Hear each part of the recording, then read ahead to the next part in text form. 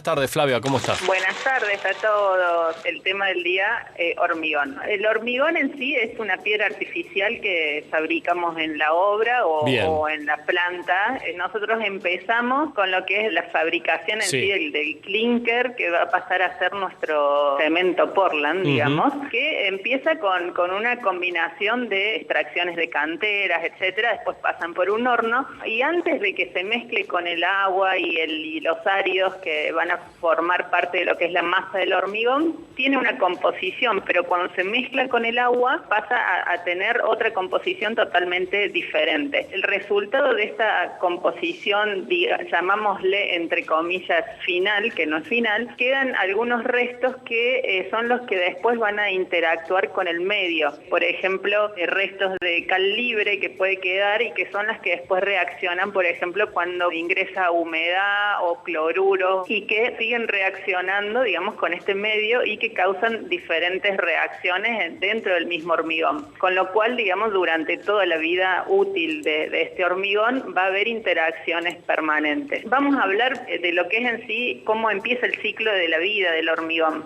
que empieza con la hidratación de esta mezcla de cemento y áridos y luego pasa donde empieza, digamos, todo lo que es esto del proceso químico de hidratación del grano del cemento.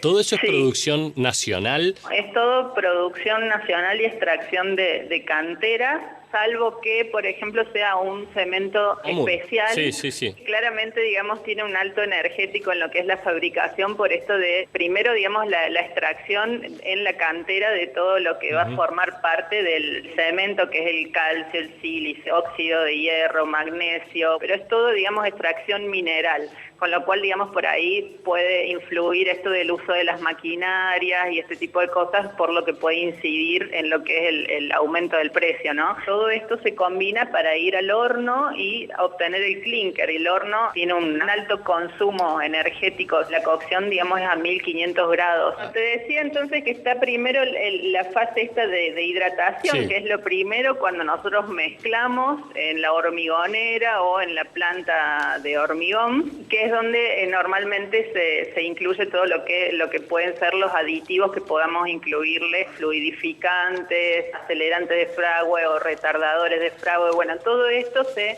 incluye en esta primera etapa de la hidratación. Después llega la etapa del estado de la pasta fresca, que es el momento en que nosotros tenemos para poder poner nuestro hormigón en el lugar donde va a ir, moldearlo, vibrarlo. Esta etapa, digamos, tiene una duración entre 40 y 90 minutos, va a depender lógicamente de la temperatura que hace en ese momento. A mayor temperatura este plazo se reduce, con lo cual estamos hablando de que tenemos como máximo 3 horas para poder usar este hormigón en su condición de pasta fresca. Luego de este lapso ya no se puede manipular este hormigón porque ya lo que nosotros hagamos con esta pasta ya no va a tener resistencias, así que estos tiempos, digamos, tenemos que tenerlos muy en cuenta, sobre todo también desde que sale el hormigón, cuando es un hormigón elaborado, hasta que llega a la pie de obra, no tiene que superar este lapso. Es por eso que por ahí se utilizan a veces los retardadores de fragüe para estirar un poquito más este periodo.